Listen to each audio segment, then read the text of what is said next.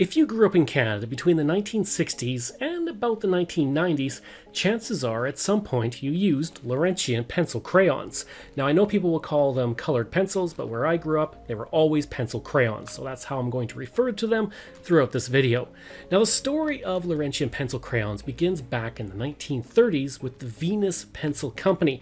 Now eventually, Venus Pencil Company becomes the Venus Esterbrook Canada Company in 1967, and that's when their pencil crayons went from being in boxes to being in pouches.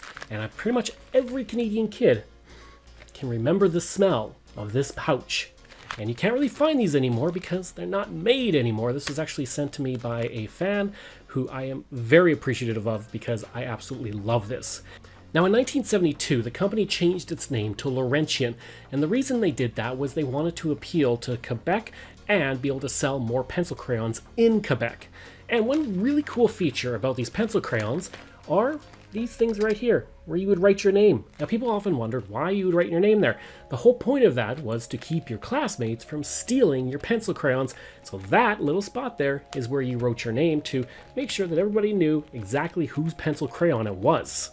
Now in 1994, the company was sold, and in 2001 they ended the production of the vinyl pouch and went back to just having them in the simple boxes. And really, we lost something with that vinyl pouch disappearing because it was such a part of our childhood that when you smell this, it takes you right back to elementary school. Eventually, the company that bought Laurentien moved production from Canada to the United States, and in 2012 they ceased production on pencil crayons completely, ending an era and a lot of memories for a lot of Canadians who grew up using these pencils.